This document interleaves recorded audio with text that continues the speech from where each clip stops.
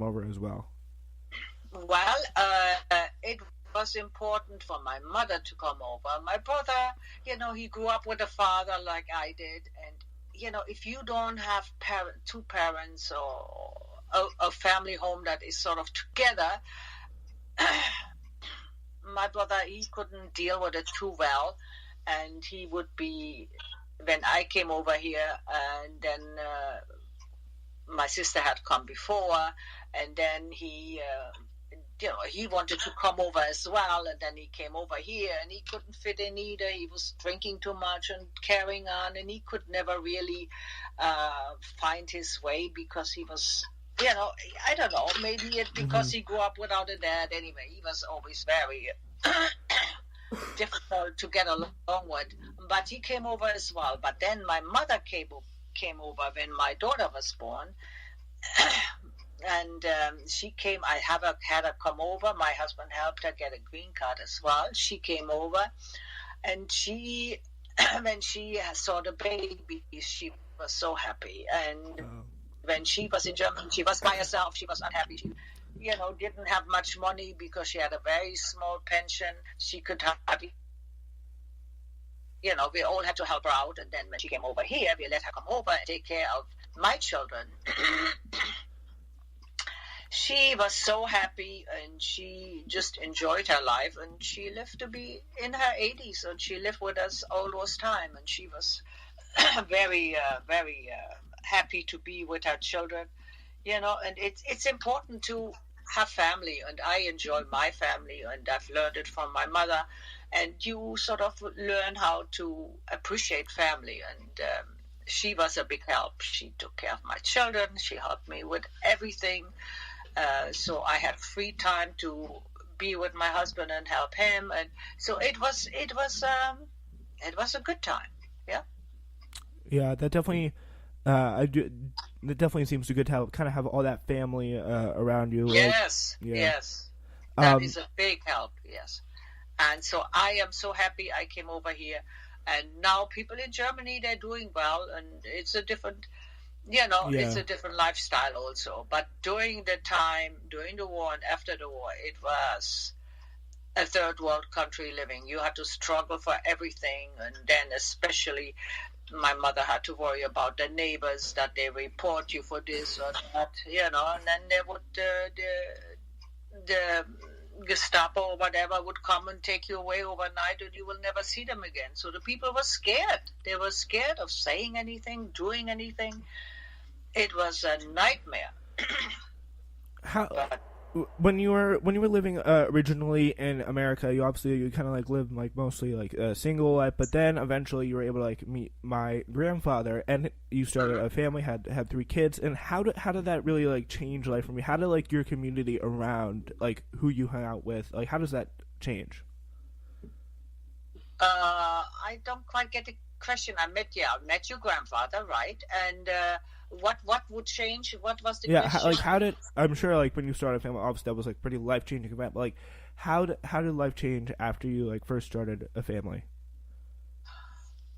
Well, it always got better. I met your grandfather, and we were dating for 3 years, and then we got married, and then we had a baby, and then my husband, he said at first he didn't want to have children because he wanted to be free, blah, blah, blah. I said, well, my mother can be a big help. So she came over and she helped us with the babies so we could be free, and she raised them. And after we had the first baby, then we had the second and the third, and it worked out great. We had my husband, he was working in the investment business, so he managed to do very well.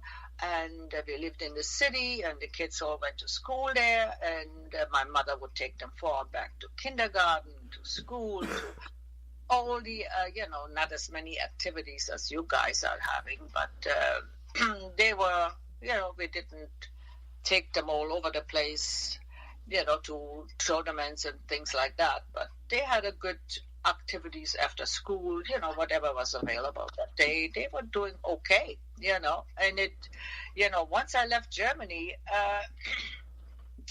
life was absolutely, America was the best thing that ever happened to me. So I'm very grateful. And when I became a citizen, and I had to give up my German citizenship. So now I'm just an American. I'm proud of it. Over your lifetime, what are some of the lessons that you learned from the people around you?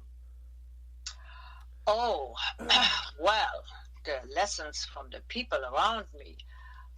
Wow.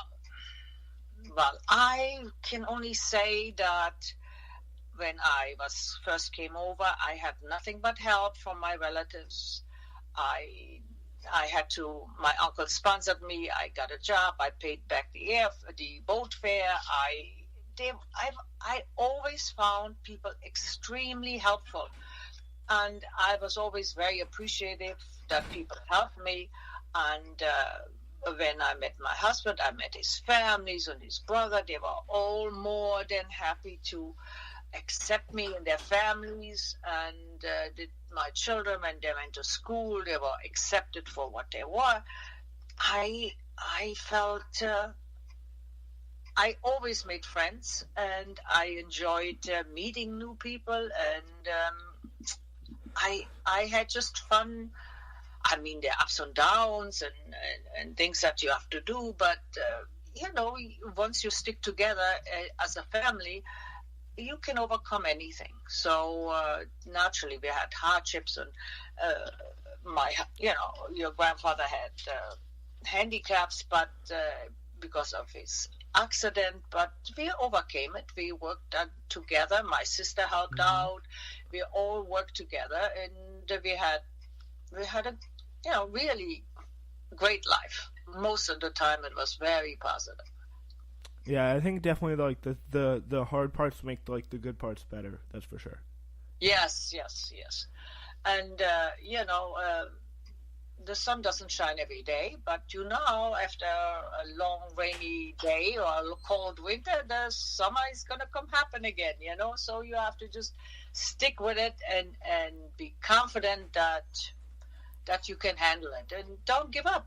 Whatever your project is, just don't give up. And I never did give up. I love my family, and that's what is the important thing, and I still love them today. I mean, that's the fun part, to stick with it and make the best of it and help everybody get better and enjoy their lives. So, well, anyway, but the main thing is I don't have to go back to Germany and relive that disaster. So I just hope it doesn't happen anywhere, where I am, that there is a war and you have nothing to have to be afraid. You can't say anything, and you have to hide and go in a bomb shelter and all that stuff, which is such a hardship. And once you have experienced that, you don't forget it. So whenever you have it, like in the U.S., I mean, it is, people just don't know how good they're having it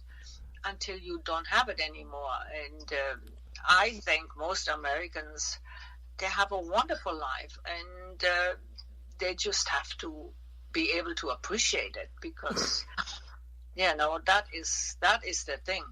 You have to be grateful for living in such a nice, free country, and it isn't always the same. The politics go up and down and sideways, but the main thing is you can say what you want to. You don't have to worry about that somebody's come and drag you away and kill you or anything like that. And that was in Germany. That was a terrible time, because the Gestapo would come to your house and say, "Oh, well, you have too many vegetables, you didn't share them," and then they take you away. Oh, it was just a nightmare. But you can't forget it. But and I don't want to forget it. And this way, I really appreciate my life so much more, because I know it can be so bad. Yeah, that definitely kind of adds a really kind of unique, I think, like sense of perspective for you that like not many Americans really can appreciate.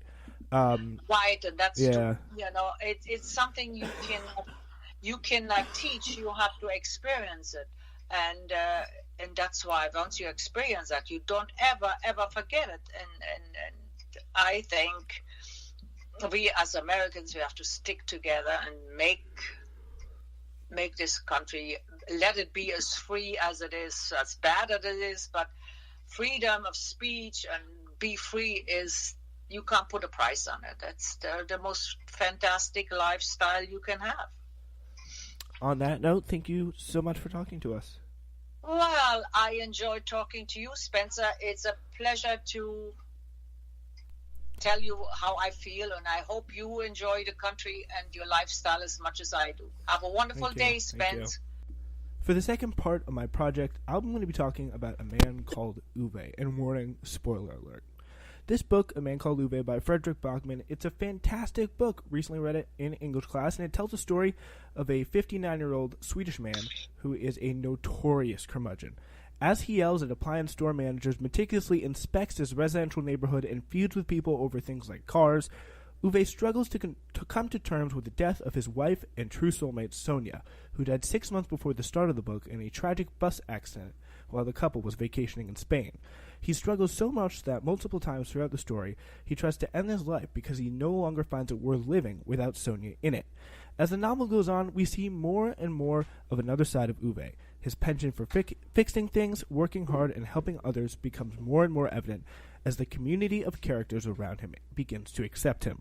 Through a series of random events and the kindness of the people around him, Ove fills the void left by Sonia's absence with characters like Patrick, Peronove, Adrian, Mirsad, Anita, and Rune, and lives a long and happier life, truly showing the importance of community in a lonely person's life.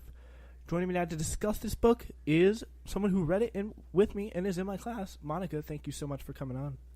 Hello, Walshy. I'm glad to be here. All right. So the first thing I want to start by talking about is how did Uve's kind of community of characters, some of the people that I just mentioned, really help him live a life worth living after Sonia's death? Well, I don't really think that Uwe turned to them after they died, but they were definitely there. They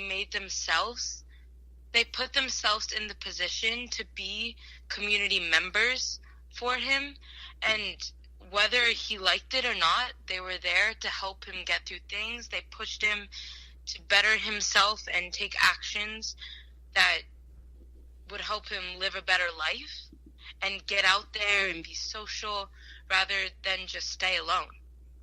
Yeah, I really thought it was interesting about how incredibly random everything was. When he was first going to commit suicide, he heard the sound of Patrick scraping the mailbox with the trailer, and that kind of random combination with that kind of random luck in happening of events in human life, combined with the kindness showed by people like Parvana and Patrick and all those people around him, kind of welcoming him into his life, welcoming him into their life, and talking to them, getting to know them, is really, I think, what helped Uwe come out through this. Definitely, those moments where he was going to commit suicide and all of a sudden he heard a knock at his door and he heard the mailbox. Those were the moments where he stepped down and reconsidered what he was really doing. And whether he liked it or not, they were there. And they were being members of the community.